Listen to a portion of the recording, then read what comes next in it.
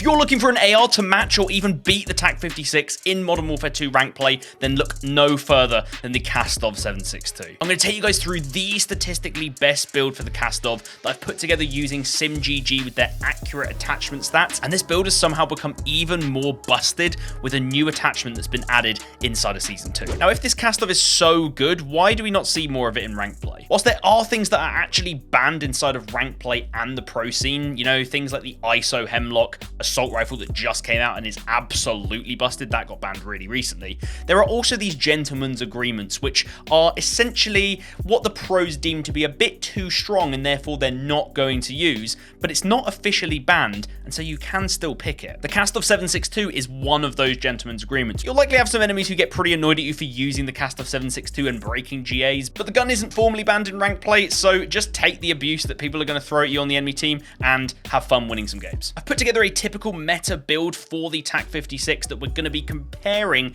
our Kastov 762 build today to consistently throughout. I've chucked in the Kastov 762 now alongside the TAC-56 so we can start comparing the stats. And we're going to begin by comparing the damage values before we even touch any of the attachments on the 762.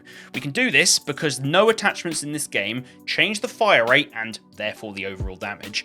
And there's no attachments that change the actual damage per bullet. All we can change is the damage range, i.e. at what range does it go from being a 3-shot kill to a 4-shot kill. Initially, you're going to look at this damage comparison graph and you're going to say, well, the TAC-56 wins in damage at every range apart from 35 to 45 meters. Everything outside of that, the TAC-56 looks like it's just better than the Kastov, so why are you recommending it? Well, this initial damage comparison graph is actually a little bit misleading inside of sim.gg, and that's because it is purely the TTK for the upper torso, just the upper torso. There's all these different places on the body you can hit, which all have different damage profiles per gun. You've got the upper and lower torso, you've got the extremities, the arms and the legs, and then you've also got the neck and the head. So yeah, if you're purely landing upper torso shots the whole game, then the TAC-56 is probably going to feel a bit better than the Kastov. But as soon as we start moving to other parts of the body, like the lower torso, which are going to be hitting a decent amount of the time, well,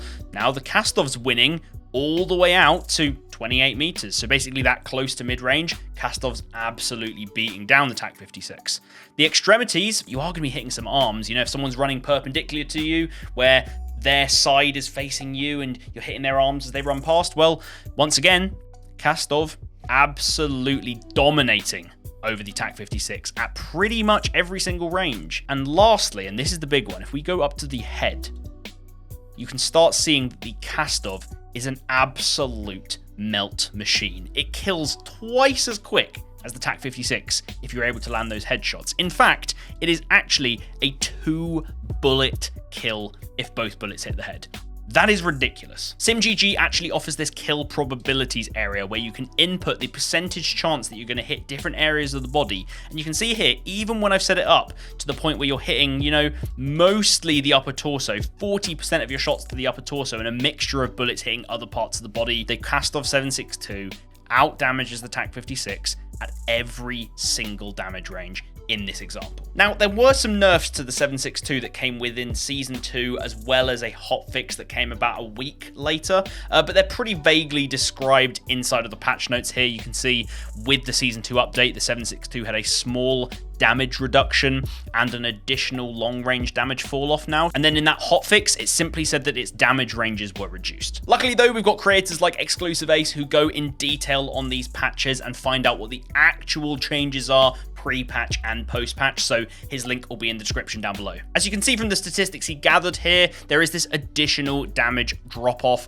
that's been added post-patch that didn't exist pre-patch, but the key thing here is that the damage reduction that it said in the patch notes, that's only actually applied to the furthest damage ranges. It's not applied to these earlier close to mid-range damage ranges. And the actual result of that, as you can see from his findings here, is that up to 50 to 55 meters, which is pretty much the longest fights you're going to be having on a 6v6 ranked play map in Modern Warfare 2, there's no difference to this gun pre-Season 2 to post-Season 2. So now that we know for certain the Kastov 762 is a damage machine, let's start chucking on some attachments. First thing we're going to be putting on is the 762 high velocity ammo. Same as the TAC-56, which you'll see everyone running the high velocity ammo on.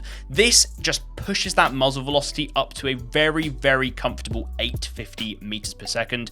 Once you start hitting a minimum of around 700 to 750, you're getting pretty much hit scan feeling bullets, i.e. bullets which feel like they hit the enemy as soon as you click your mouse or as soon as you pull your trigger. Now, the Kastov 762 does kick a bit more than the TAC-56, so we need to put something on this to curb that recoil down as much as possible. You could go for a barrel here. I did play around with these barrels, but the actual recoil benefits are not that great, and they just tend to really make the gun feel a lot slower in terms of handling and moving. You could go for an underbarrel, however, none of these really help out that much in terms of pure recoil control. Instead, what I'd recommend you do is chuck on a muzzle. Specifically, I've been liking this SA level of 55.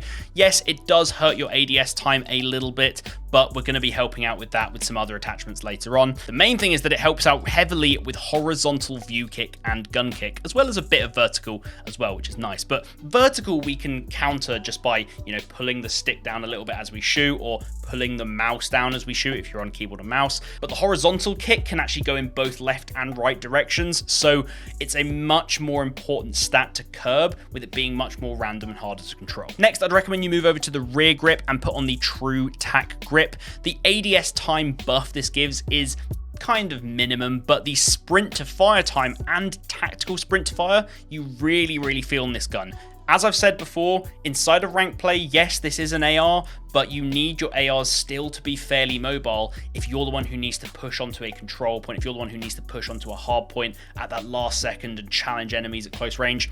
That sprint to fire time is going to be a really nice addition. The next attachment you're going to put on is a stock. However, it's not listed on SimGG, and that's because it's actually a stock that got added inside of Season 2. The stock I'm talking about is the Broadside FCT, and you can see here, this gives buffs to sprint speed, ADS speed, which are the mobility stats we really want to get out of our stock, but also buffs to aiming stability.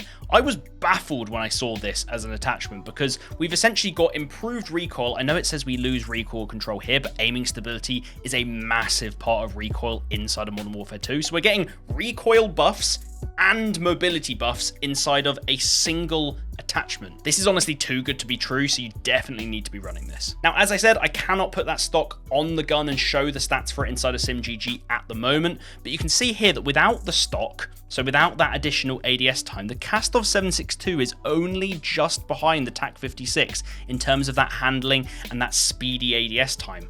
When we put on that additional stock, it's going to make a world of a difference and bring the Kastov 762 down to a quicker ADS time than the TAC-56. The final attachment that I really think is necessary for the Kastov 762 is actually going to be an optic. Specifically, I like the Slimline Pro or the Cronin Mini Pro. The reason for this is that the iron sights on the 762 just really won't suffice. The TAC-56 did bless us with some godly iron sights. The Kastov 762s, they're not too bad, but the sight picture really isn't good enough for how quick ranked play is. So a Slimline Pro, chuck that on there, get a really good sight picture, and start beaming some enemies. If you want tuning for all the attachments, I'm going to have it over here going through each attachment, so take your screenshots. We're mostly tuning for improvements to the recoil because, as I said, the 762 does have a bit of kick to it, so we're just tuning up to make sure that's all dialed in and we keep beaming those enemies. If you want to know what to watch next, you should go and watch this video where I show the best settings for Modern Warfare 2 and Warzone 2 to ensure you're getting the maximum FPS possible and not being held back by any performance issues inside of ranked play and Warzone 2.